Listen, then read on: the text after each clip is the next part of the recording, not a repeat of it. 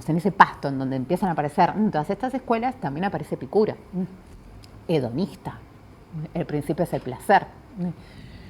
Y lo que va a decir, además, Epicuro, es primero esta mirada que tiene que ver con el antiacademicismo, ¿no? No me voy a plegar a ninguno de estos dogmas ya constituidos porque estos tipos son trabajadores de la voz, están haciendo filosofía más allá de la vida, no tiene sentido hacer filosofía si no es para aliviar el dolor, si no es para aliviar el sufrimiento.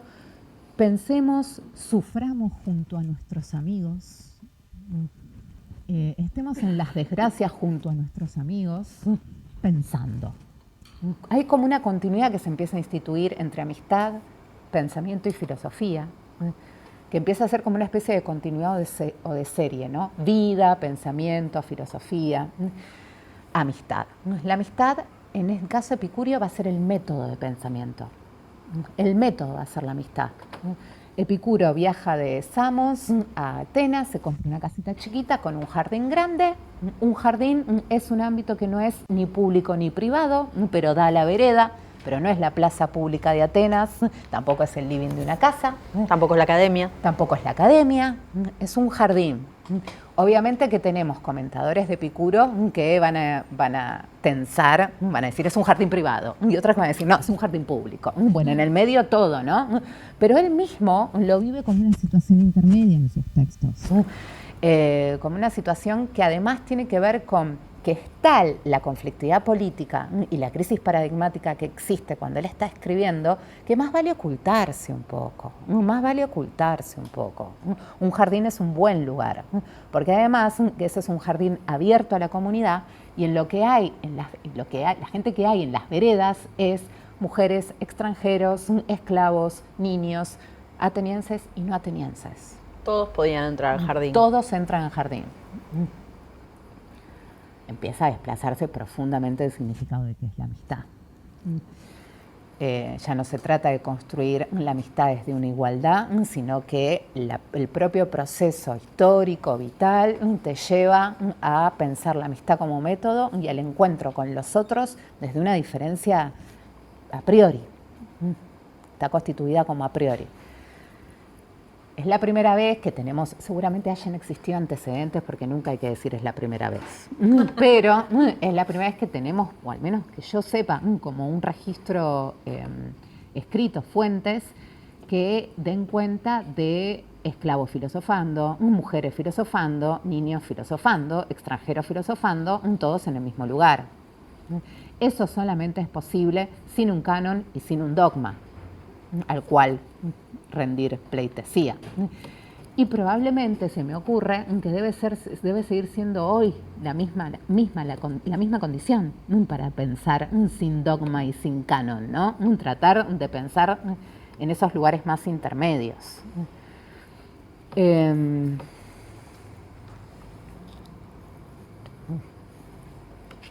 Quiero recuperar unas cositas de...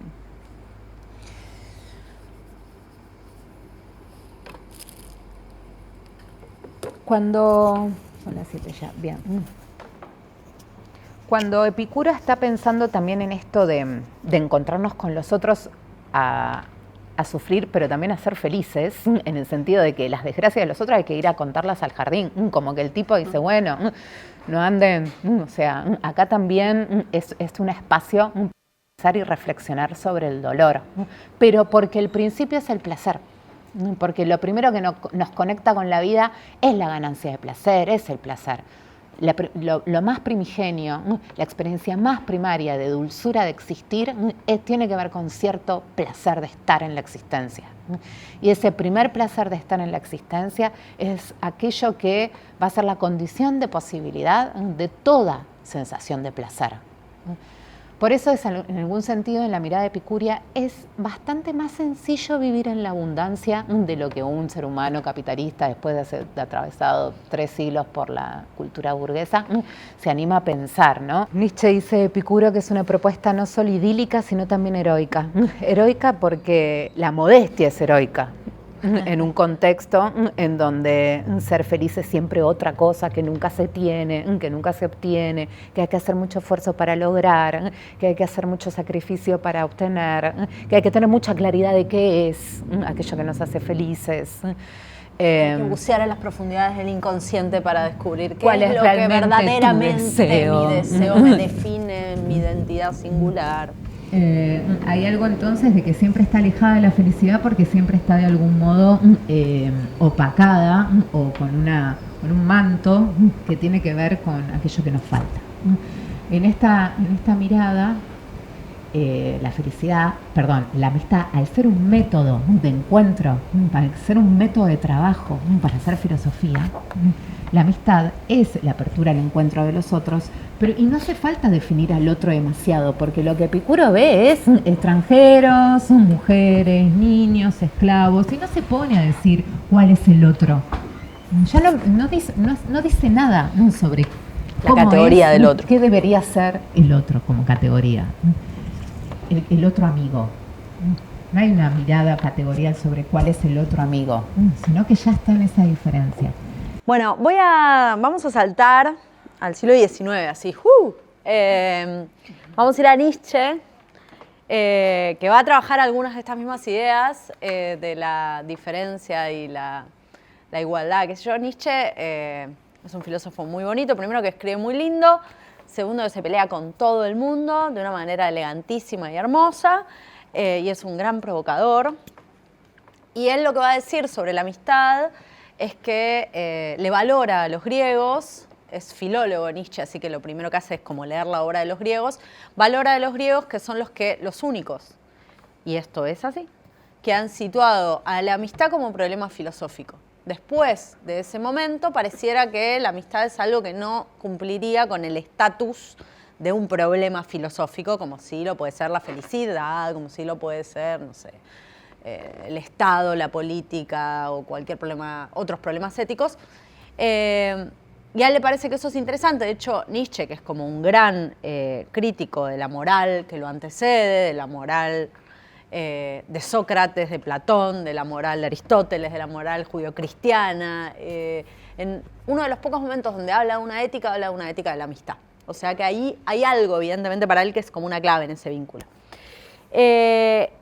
Y esto de la identidad y la diferencia, Nietzsche se va a pelear con Aristóteles, como bien corresponde, con esta idea del amigo idéntico, el amigo igual a mí, el amigo espejo, el amigo alter ego, y va a proponer una idea que es la misma. Después hay un libro de Derrida que se llama Políticas de la Amistad, que básicamente es Nietzsche, pero hecho como libro.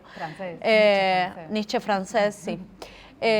Porque, claro, Nietzsche no le dedica tampoco en ningún momento de su obra. O sea, el trabajo que hicimos nosotras fue rastrear en distintos textos de Nietzsche, en La Bella Ciencia, en los fragmentos póstumos, que son como escritos sueltos, y algo de Zaratustra, ideas sobre la amistad. Lo que Nietzsche va a decir en un momento en La Bella Ciencia, la ciencia jovial, tiene distintas traducciones, es que en realidad la amistad no es la amistad entre iguales, que tiene que ver con una concepción filosófica, sino que es todo lo contrario, es la amistad con lo diferente, o de lo diferente, o hacia lo diferente, a lo diferente. Y a lo diferente entendido, y esto es importante, como lo extraño. Ahora les voy a leer una cita, o leemos una cita. Nietzsche es un filósofo que, obviamente, su concepción de la amistad no está separado de cómo entiende la vida.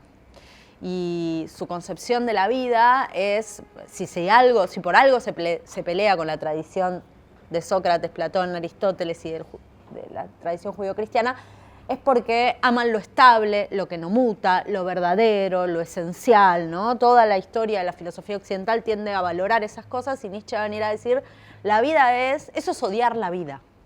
Porque la vida es lo que muta, la vida es lo que no permanece igual a sí mismo, lo que se transforma constantemente, la vida es afirmación y destrucción, la vida es azar, caos, todo eso es la vida.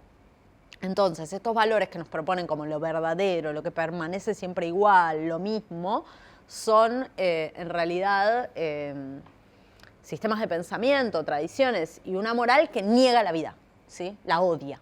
Entonces trata de buscar un otro mundo, en el caso de Platón, en el caso también del cristianismo, ¿no? Un otro mundo más verdadero que este que todo el tiempo se está modificando. Desde esa concepción filosófica, la amistad, la amistad como algo bueno, como algo potente, como algo parte del buen vivir, tiene que ver con la amistad hacia lo diferente, lo distinto. Y es la idea, básicamente, de que los amigos lo que hacen es proponernos partes del mundo y de la vida que no conocemos, digamos. Esto pasa, digamos, cuando uno elige a veces amistades, y pensemos en la infancia, la adolescencia, pero también en la adultez. Hay un texto de Deleuze que habla sobre el deseo, en una entrevista que se le hace, que él retoma a Proust, que dice algo así como: cuando yo deseo una mujer, lo usamos mucho, no deseo a esa mujer, sino deseo el paisaje que esa mujer me promete desplegar, y hasta que yo no pueda conocer ese paisaje, mi deseo habrá fracasado, una cosa así. Y la idea de Deleuze es: no deseamos objetos, ni personas, ni objetos, ¿no? Digo objetos en el sentido amplio, de objeto de deseo. No deseamos objetos, deseamos conjuntos. Cuando yo deseo una pollera que me voy a comprar, un vestido, yo no deseo esa pollera sola o ese vestido solo, sino que la deseo puesta en mí, en este bar, escuchando tal cosa, con estas personas, con una luz, con una sensación. Yo lo que deseo en realidad es un conjunto, siempre. Cuando deseo una amistad, cuando deseo un amigo, cuando elijo un amigo, cuando me acerco a alguien, ya sea por amistad o por amor, lo que deseo es ese mundo que intuyo que me va a permitir. Claro, hay una promesa que intuyo que me va a permitir desplegar. O sea, me imagino que ese amigo o esa amiga trae cosas para mí, digamos, o tiene cositas que yo quiero descubrir. La idea de ser amigos de lo extraño, digamos. Pensar lo diferente en esa zona rara que no es lo idéntico a mí, sino lo otro, lo extraño, pero lo otro en el sentido de lo extraño, lo que no entiendo bien, lo que no conozco, y que si tengo la paciencia suficiente, la hospitalidad suficiente, me va precisamente a permitir descubrir bellezas nuevas. Y pensaba en relación a esto, cómo hay algo de la amistad cuando lo leía, cuando lo preparaba, que tiene que ver con amar.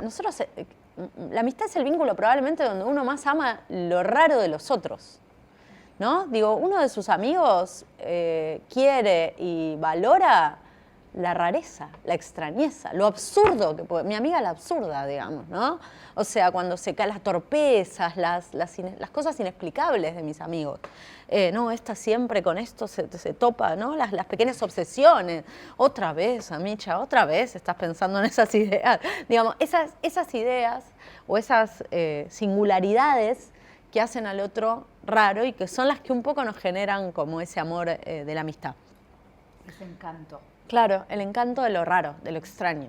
Fíjense que acá no aparece ni la igualdad idéntica de Aristóteles, ni tampoco esta idea de lo otro, por ahí en un sentido más político, ¿no? De lo desigual o qué sé yo, sino que aparece lo extraño, lo raro, digamos, ¿sí? Que te propone que quizás las bellezas más indecibles y raras están en esa apertura a lo extraño, esa paciencia.